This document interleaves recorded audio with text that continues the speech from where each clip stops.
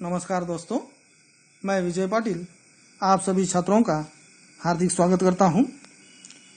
आज हम गद्य पाठ 14 पल्लवन लेखक डॉक्टर दयानंद तिवारी जी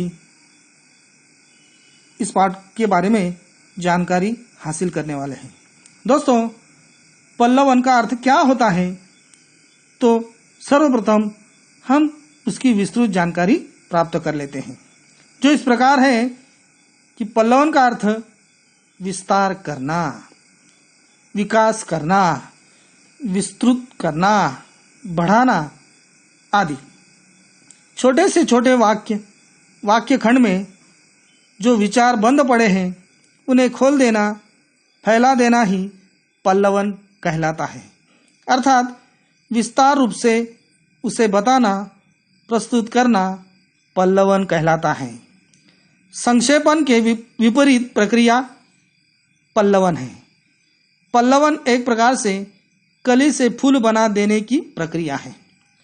परिभाषा के रूप में यदि हम इसे जाने तो किसी सूक्ति, उक्ति, वाक्य, शब्द, सूत्र, विवेच्य बिंदु या सारगर्भित कथन में निहित भावगत सौंदर्य को बनाना या उसकी व्याख्या करना ही पल्लवन कहलाता है। इसे भाव पल्लवन, भाव विस्तारण एवं एक्सपांशन भी कहते हैं। सर्वप्रथम हम लेखक परिचय कर लेंगे, तो चलो देखते हैं लेखक परिचय। डॉक्टर दयानंद तिवारी जी का जन्म 1 अक्टूबर 1962 को महाराष्ट्र में जिला रायगढ़ के खोपोली गांव में हुआ। आप सफल अध्यापक होने के साथ साथ समाजशास्त्री तथा प्रतिबद्ध साहित्यकार के रूप में भी चर्चित हैं। विविध विषयों पर किए जाने वाले गहन चिंतन के फलस्वरूप आप आकाशवाणी और दूरदर्शन के राष्ट्रीय चैनलों पर आयोजित परिचर्चाओं में सम्मिलित होते रहे हैं। महाविद्यालयीन समस्याओं के प्रति आप निरंतर जागरूक रहते हैं। अध्ययन, अध्यापन आदि शैक्षिक विषयों को लेकर आपका लेखन कार्य निरंतर समाज को दिशा निर्देश करता है। आपने विभिन्न राष्ट्रीय तथा अंतर्राष्ट्रीय संगोष्ठियों में समसामयिक विषयों पर मंतव्य रखा है। आपकी भाषा अत्यंत संप्रेषणीय और प्रभावोत्पादक है। इनकी प्रमुख कृतियों की जानकारी हम हासिल करेंगे। साहित्य का समाजशास्त्र, समकालीन हिंदी कहानी, विविध विमर्श, चित्रा मुदगल के कथा साहित्य का समाजशास्त्र, हिंदी व्याकरण, हिंदी कहानी के विविध आयाम आदि इनकी प्रमुख कृतियां हैं। एकांकी। हिंदी साहित्य में एकांकी का विशिष्ट स्थान है।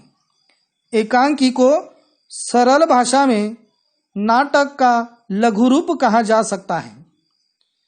जीवन के किसी एक अंश, प्रसंग को एक ही अंक में प्रभावशाली ढंग से मंच पर प्रस्तुत करना एकांकी की विशेषता है।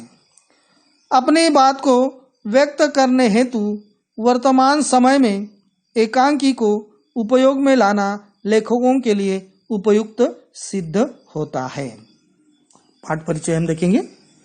यहाँ पल्लवन की प्रस्तुति एकांकी विधा में की गई है। साहित्य शास्त्र में पल्लवन लेखन को उत्तम साहित्यकार का लक्षण माना गया है। प्रस्तुत पाठ में पल्लवन अर्थात किसी उद्धरण, सूक्ति, सुवचन के विस्तारित अर्थ लेखन को अत्यंत सरल शैली में समझाया गया है। पल्लवन शब्द की अवधारणा का प्रतिपादन और उसका साहित्य शास्त्रीय विवेचन प्राप्त हुआ है। पल्लवन लेखन के विविध अंगों और नियमों को स्पष्ट करते हुए व्यावहारिक हिंदी के विभिन्न क्षेत्रों में उसकी उपयोगिता पर प्रकाश डालता है। सर्वप्रथम हम पल्लवन के बिंदु देख लेते हैं कि किस प्रकार पल्लवन के बिंदुओं को जैसे सुक्ति, उक्ति, पंक्ति, काव्यांश का विस्तार किया जाता है। पल्लवन के लिए वाक्य सामान्य अर्थ वाले नहीं होते हैं, मतलब गहन अर्थ उनका होता है। पल्लवन में अन्य उक्तियों का विस्तार नहीं जोड़ना चाहिए। क्लिष्ट शब्दों का प्रयोग न करें। पल्लवन करते समय अर्थों, भावों को एक सूत्र में बांधना आवश्यक है। विस्तार प्रक्रिया अलग अलग दृष्टिकोण से प्रस्तुत करनी चाहिए। पल्लवन में भावों, विचारों को अभिव्यक्त करने का उचित क्रम होना चाहिए। वाक्य छोटे छोटे हो जो अर्थ स्पष्ट करे। भाषा का सरल और स्पष्ट मौलिक होना अनिवार्य है। पल्लवन में आलोचना तथा टीका टिप्पणी के लिए कोई स्थान नहीं होता। कितने सुंदर रूप से लेखक ने हमें पल्लवन लेखन के बिंदु बतलाए हैं और सरलता से समझाया गया है। अब हम एकांकी की तरफ मुड़ते हैं। समय प्रातः 11 बजे, स्थान 12वीं कक्षा, रंगमंच। कक्षा में विद्यार्थी प्रवेश कर रहे हैं। कुछ विद्यार्थी आपस में बात कर रहे हैं, कुछ ऊंचे स्वर में एक दूसरे को पुकार रहे हैं। तभी हिंदी शिक्षक कक्षा में प्रवेश करते हैं। सभी विद्यार्थी कहते हैं नमस्ते सर। तब अध्यापक कहते हैं नमस्ते विद्यार्थियों, बैठ जाइए। हमारा हिंदी का पाठ्यक्रम पढ़ाना पूर्ण हो गया है। परीक्षाएं अब समीप हैं। अब हमें प्रश्न पत्र के सभी प्रश्नों का आकलन एवं अध्ययन करना चाहिए। क्या आपने प्रश्न पत्र का अवलोकन किया है? रोशन कहता है जी सर, प्रश्न पत्र का अध्ययन हमने भली भांति किया है। तो अध्यापक कहते हैं तो क्या प्रश्न पत्र की दृष्टि से कोई ऐसा प्रश्न है जो आपको उत्तर लिखने की दृष्टि से कठिन जान पड़ता है? देखिएगा, यहाँ 12वीं कक्षा का वर्णन किया गया है। सुबह के 11 बजे हैं। सभी छात्र कक्षा में प्रवेश कर रहे हैं। कुछ आपस में बात कर रहे हैं, एक दूसरे को पुकार रहे हैं। तभी शिक्षक कक्षा में आते हैं।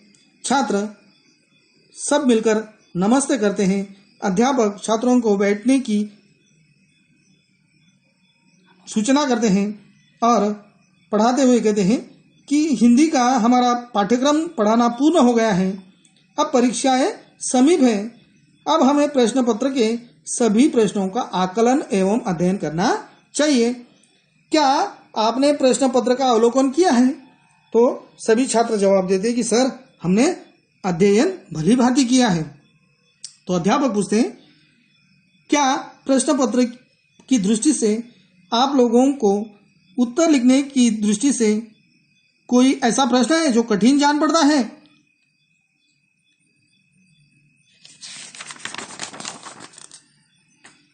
सर, प्रश्न पत्र में सारे प्रश्न बड़े ही सरल और आसान हैं। ये तो अच्छी बात है। लगता है आप लोगों ने प्रश्न पत्र की या फिर उसके अलग अलग विभागों के प्रश्नों को बारीकी से नहीं देखा है। सर, आपने बिल्कुल सही कहा है। व्यवहारिक हिंदी से संबंधित एक प्रश्न है जिसके उत्तर को लेकर मैं मन में कठिनाई अनुभव कर रही हूँ। मुझे लगता ही था कि व्यावहारिक हिंदी विभाग के किसी न किसी प्रश्न को लेकर आपके मन में शंका होगी। जी सर, मैं पल्लवन इस घटक को लेकर दुविधा अनुभव करती हूँ। पल्लवन किसे कहते हैं, इसका उत्तर कैसे लिखा जाता है और इसकी व्याख्या क्या होती है? विद्यार्थी मित्रों, क्या पल्लवन घटक आप सभी को कठिन नहीं जान पड़ता है? जी सर, हमारा ध्यान इस घटक से थोड़ा हट गया था। हम सभी आपसे निवेदन करते हैं कि आप पल्लवन पर विस्तार में प्रकाश डालिए। फिर भी रोशन, पल्लवन से क्या तात्पर्य है? तुम इस विभाग के बारे में क्या जानते हो? हाँ, मैं इतना जानता हूँ कि पल्लवन लिखना ही एक कला है। पल्लवन बहुत कुछ है। इसे प्रत्येक लेखक, शिक्षक, विद्यार्थी को जानना चाहिए। इतनी जरूरी क्यों है पल्लवन की जानकारी? ऊपरी तौर पर पल्लवन सहज लगता है, परंतु उसकी परिभाषा तथा विशेषताएं जाने बिना इस कला को कोई आत्मसात नहीं कर सकता। आप इसकी परिभाषा पर प्रकाश डाल सकते हैं सर? हाँ हाँ, क्यों नहीं। हिंदी में पल्लवन शब्द अंग्रेजी एक्सपांशन शब्द के प्रतिशब्द के रूप में आता है।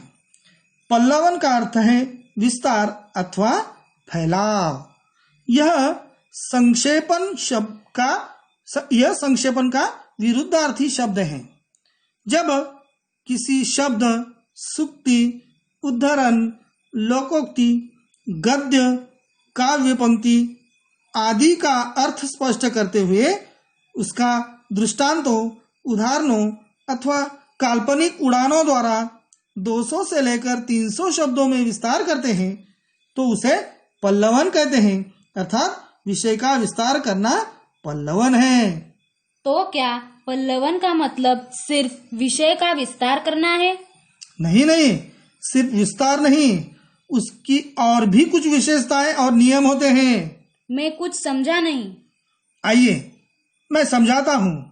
हर भाषा में कुछ ऐसे लेखक होते हैं जो अपने विचारों को सूक्ष्म और संक्षिप्त रूप में रखते हैं। उन्हें समझ पाना हर किसी के लिए आसान नहीं होता। ऐसे समय में पल्लवन के माध्यम से उसे समझाया जा सकता है। तो क्या पल्लवन से तात्पर्य निबंध है? नहीं, कई लोग निबंध और पल्लवन को एक मानने की गलती करते हैं। वास्तव में इन दोनों में अंतर है। निबंध में किसी एक विचार को विस्तार से लिखने के लिए कल्पना, प्रतिभा और मौलिकता का आधार लिया जाता है। पल्लवन में भी विषय का विस्तार होता है, परंतु पल्लवन में विषय का विस्तार एक निश्चित सीमा के अंतर्गत किया जाता है। सर, पल्लवन में क्या विचार के साथ साथ भाषा विस्तार पर भी ध्यान देना होता है? हाँ, बिल्कुल सही प्रश्न पूछा। मैं इस पर आ ही रहा था। वैसे भी भाषा का विस्तार करना एक कला है।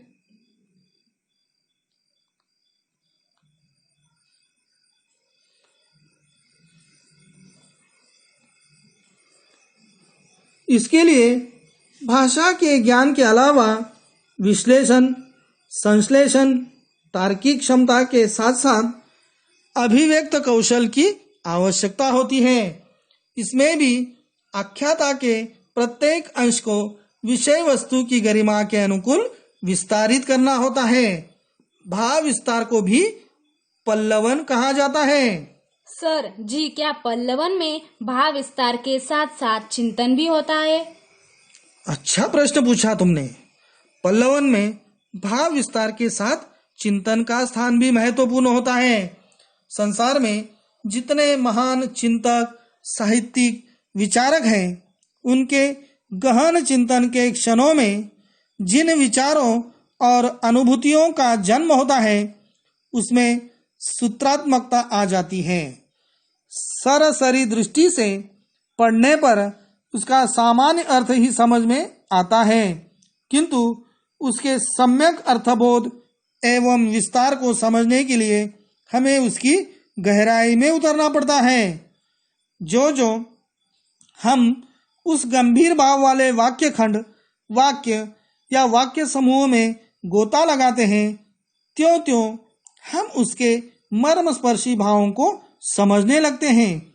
अर्थात छोटे छोटे वाक्यों या वाक्य खंडों में बंद विचारों को खोल देना, फैला देना, विस्तृत कर देना ही पल्लवन है। हम जैसे विद्यार्थियों के लिए पल्लवन कला है। कला को आत्मसात करने की क्या आवश्यकता है? हम तो साहित्यकार नहीं है। इस संदर्भ में जानकारी दीजिए ना सर। रोशन, तुम अच्छे अच्छे प्रश्न करते हो। यह जिज्ञासा सराहनीय है। इस पर चर्चा होनी ही चाहिए। जी सर, हमें इस विषय की भी जानकारी चाहिए। वर्तमान युग विज्ञान का युग है। आज के बच्चे वैज्ञानिक युग में पल रहे हैं। हमारे साहित्य में लेखक, विचारक, कवि अपने मौलिक विचारों को व्यक्त करते हैं। हम उनके विचारों को समझ नहीं सकते, तब पल्लवन हमारी सहायता करता है। परंतु बच्चों, केवल विषयगत ज्ञान होना अनिवार्य नहीं होता है, अपितु आज के युवाओं के लिए अनेक क्षेत्रों का प्रवेश द्वार तैयार हो जाता है। पल्लवन व्यक्तित्व निर्माण में एक महत्वपूर्ण भूमिका तैयार कर सकता है। वह कैसे? अब गौर से सुनो। शारीरिक विकास के साथ साथ बौद्धिक विकास भी आवश्यक होता है। केवल शिक्षा तथा साहित्य में ही पल्लवन का महत्व नहीं है, बल्कि उत्कृष्ट वक्ता, पत्रकार, नेता, प्रोफेसर, वकील आदि पद प्राप्त करने के लिए इस कला से अवगत होना आवश्यक है। इतना ही नहीं, कहानी लेखन, संवाद लेखन, विज्ञापन, समाचार, राजनीति तथा अनेक व्यवसायों में भी पल्लवन का उपयोग होता है। हमारे करियर की दृष्टि से भी पल्लवन उपयुक्त है। सर जी, कितनी अच्छी और महत्वपूर्ण जानकारी आप दे रहे हैं, लेकिन मेरे मन में प्रश्न उठ रहा है कि पल्लवन की विशेषताएं क्या होती है? बताता हूँ। इन्हें अपनी कॉपी में लिख सकते हैं। चलिए, मैं पल्लवन की विशेषताएं बोर्ड पर लिखता हूँ। पल्लवन की विशेषताएं: 1. कल्पनाशीलता। 2. मौलिकता। 3. सृजनात्मकता। 4. प्रवाहमयता। 5. भाषा शैली। 6. शब्द चयन। 7. सहजता। 8. स्पष्टता और 9. क्रमबद्धता। ये क्या है? पल्लवन की विशेषताएं। सर जी, क्या पल्लवन लिखने की कोई अलग शैली होती है? हाँ, पल्लवन लिखने की निम्न शैलियां प्रचलित हैं। 1. इसमें विषय प्रवर्तन प्रथम वाक्य से ही प्रारंभ हो जाता है। इसमें इधर उधर बहकने एवं लंबी चौड़ी भूमिका बनाने की कोई आवश्यकता नहीं होती। प्रथम वाक्य से ही श्रृंखलाबद्ध, रोचकतापूर्ण एवं उत्सुकता भरे वाक्य लिखने चाहिए। नंबर 2. कुछ विद्वान ऐसा मानते हैं कि प्रारंभिक 2-3 वाक्यों की भूमिका बनानी चाहिए। मध्य के 10-12 वाक्यों में विषय प्रतिपादित करें तथा अंतिम 2-3 वाक्यों में उपसंहार प्रस्तुत करें।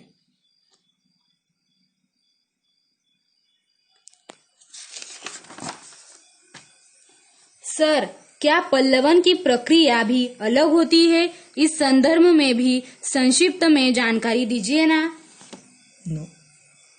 वैसे पल्लवन की जानकारी लेते लेते उसकी प्रक्रिया पर भी हमारी चर्चा हुई है। फिर से थोड़ा स्पष्ट करता हूँ। 1. विषय को भली भांति पढ़ना, समझना, ध्यान केंद्रित करना, अर्थ स्पष्ट होने पर पुनः सोचना। नंबर 2. विषय की संक्षिप्त रूपरेखा बनाना, उसके पक्ष विपक्ष में सोचना, फिर विपक्षी तर्कों को काटने हेतु तर्क संगत विचार करना। उसके बाद तर्क संगत तथा सम्मत विचारों को संयोजित करना तथा असंगत विचारों को हटाकर अनुच्छेद तैयार करना। नंबर 3. शब्द पर ध्यान देकर शब्द सीमा के अनुसार पल्लवन करना और अंत में लिखित रूप को पुनः ध्यान देकर पढ़ना। और एक बात विद्यार्थियों, पल्लवित किए जा रहे कथन को परोक्ष कथन और भूतकालिक क्रिया के माध्यम से अन्य पुरुष में कहना चाहिए। उत्तम तथा मध्यम पुरुष का प्रयोग पल्लवन में नहीं होना चाहिए। सर जी, अब तो हम पल्लवन लिख सकते हैं। आप हमें पंक्तियाँ दीजिए, हम पल्लवन तैयार करेंगे। अरे रोशन, इतनी जल्दी मत करो। पहले उदाहरण के लिए मैं आपको एक दो पल्लवन बनाकर देता हूँ, ठीक है ना? जी सर। एक एक करके आपको जो कविता, दोहे, चौपाई जो भी याद है उसे कहिए। मैं उनका पल्लवन तैयार करके दिखाता हूँ। क्या हुआ, नहीं सूझ रहा है? चलिए पहला उदाहरण मैं आपको बताता हूँ। जैसे निम्न पंक्ति का पल्लवन करते हैं। पंक्ति है, न रहो न निराश करो मन को। देखिएगा, इस पंक्ति का पल्लवन मैं आप लोगों को करके बताता हूँ। पल्लवन इस तरह से होगा, न रहो न निराश करो मन को। इस पंक्ति का पल्लवन। ये सार्वभौमिक सत्य है कि मनुष्य संसार का सबसे अधिक गुणवान और बुद्धि संपन्न प्राणी है। वह अपनी अद्भुत बुद्धि एवं अपने कौशल के बल पर इस संसार में महान से महान कार्य कर अपने साहस और सामर्थ्य का परिचय दे चुका है। शांति, सद्भाव और समानता की स्थापना के लिए वह प्रयासरत रहा। इन सब के पीछे उसका आंतरिक मानसिक बल ही था। चूंकि मनुष्य विधाता की सर्वोत्कृष्ट एवं सर्वाधिक गुण संपन्न कृति है, अतः उसे अपने जीवन में कभी निराश नहीं होना चाहिए।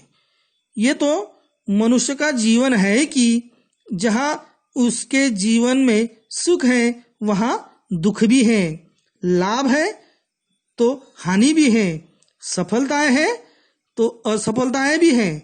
यदि उसका मन ही पराजित हो जाएगा, थक हो जाएगा, तो इस धरा को स्वर्ग सा कैसे बना पाएगा?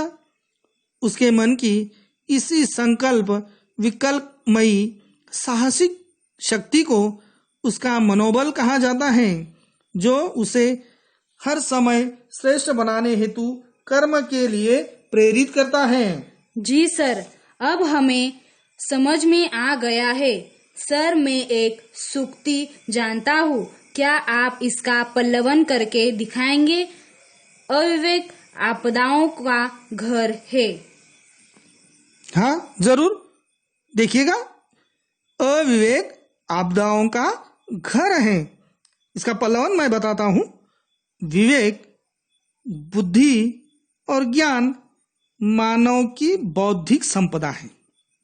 मानव जब कोई निर्णय लेता है तो उसे सद असत्कारिणी बुद्धि की आवश्यकता होती है। विचार शून्य किए गए कार्य कष्टदायक होते हैं। मानव की सफलता के पीछे उसका विवेक कार्य करता है। हमें सोच विचार कर ही कोई कार्य करना चाहिए। बिना विचारे किया गया कार्य पश्चाताप का कारण बनता है। इसलिए हमें जो भी कहना है उसका मनन करें, चिंतन करें। जो कुछ भी कहें उसे सोच समझकर विवेक की कसौटी पर कसकर ही कहें, क्योंकि जीवन का आनंद विवेक से चलने में है। अविवेकी मूर्खतापूर्ण कार्य करता हुआ अपने जीवन को स्वयं आपत्तियों से भर लेता है। सर, मैं भी एक पंक्ति बनाती हूँ, कृपया उसका भी पल्लवन कीजिए। सेवा तीर्थ यात्रा से बढ़कर है। सेवा परमो धर्म है। देखिएगा, आपने बताया कि सेवा तीर्थ यात्रा से बढ़कर है, सेवा परमो धर्म है। इस भावना को कौन नहीं स्वीकारता, किंतु जब इस भाव की अवहेलना की जाती है तब समाज में स्वार्थ और तनाव की स्थिति उत्पन्न हो जाती है। लोग सेवा को भूलकर तीर्थ यात्रा के लिए इस उद्देश्य के साथ निकल पड़ते हैं कि इससे उन्हें मोक्ष मिलेगा। लोग भूल जाते हैं कि सेवा का भाव ही संपूर्ण मानवता को चिरकाल तक सुरक्षित कर सकेगा। सेवा समाज के प्रति कृतज्ञ लोगों का आभूषण है। मानव सेवा एवं प्राणी मात्र की सेवा संपूर्ण तीर्थ यात्राओं का फल देने वाली होती है। सेवा के पात्र हमारे आसपास ही मिल जाते हैं। तीर्थ यात्रा का फल कब मिलेगा, क्या होगा, लेकिन सेवा सद्य फल दामिनी है। सेवा करे सो मेवा पावे, अतः सेवा धर्म अपनाए। मुझे विश्वास है आप लोगों ने पल्लवन को अच्छी तरह से समझ लिया है। अभी अच्छी तरह से चर्चा हो रही है हमारी। अब आप ये समझ ही गए कि पल्लवन मतलब जैसे बीज से पेड़, पेड़ से पल्लव, पल्लव से डालियां विकसित होती हैं, उसी प्रकार भाषा में भी पल्लवन होता है। आपने पल्लवन के लिए अच्छे उदाहरण दिए, लेकिन भक्तिकालीन निर्गुण विचारधारा के संत कबीरदास जी को आप भूल गए। मैं उनके दोहे पर एक पल्लवन तैयार करूंगा, आप ध्यान से सुनिए। जी सर, कबीरदास जी के दोहे का पल्लवन सुनने में हमें आनंद ही मिलेगा। सुनिए।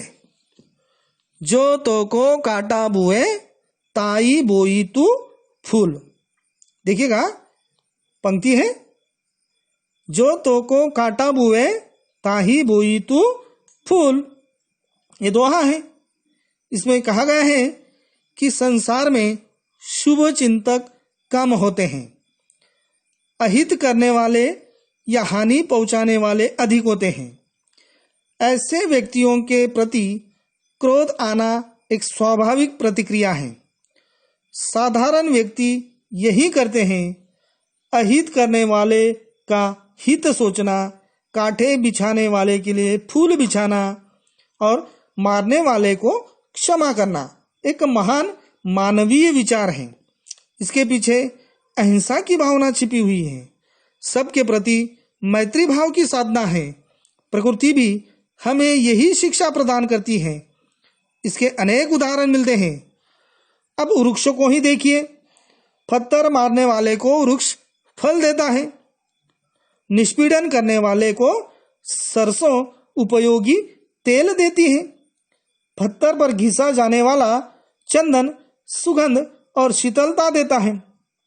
शत्रु को मित्र बनाने, विरोधियों का हृदय परिवर्तन करके उन्हें अनुकूल बनाने का यही सर्वोत्तम और स्थायी उपचार है कि हम उत्पीड़क को क्षमा करें।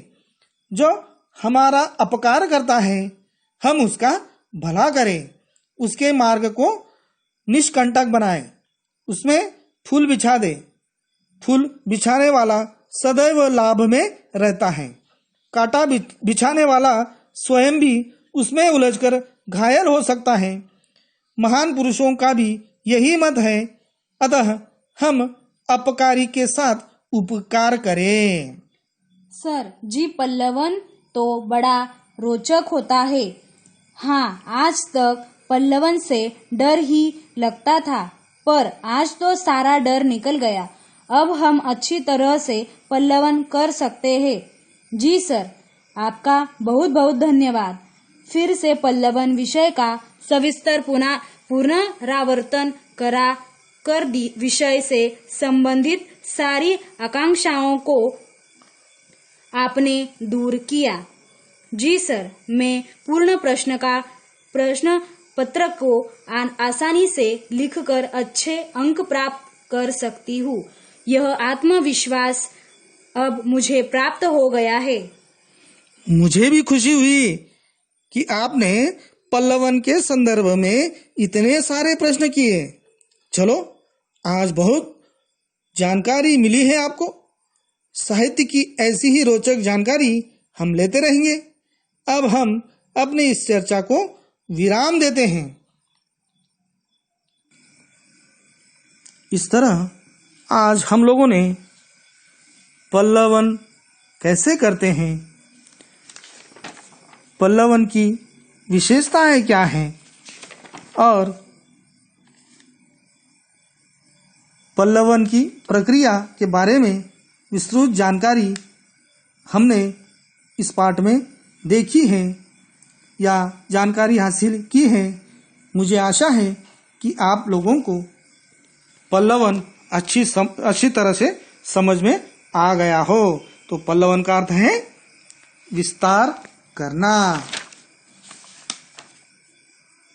अब हम इसके बारे में स्वाध्याय अगले वीडियो में देखेंगे।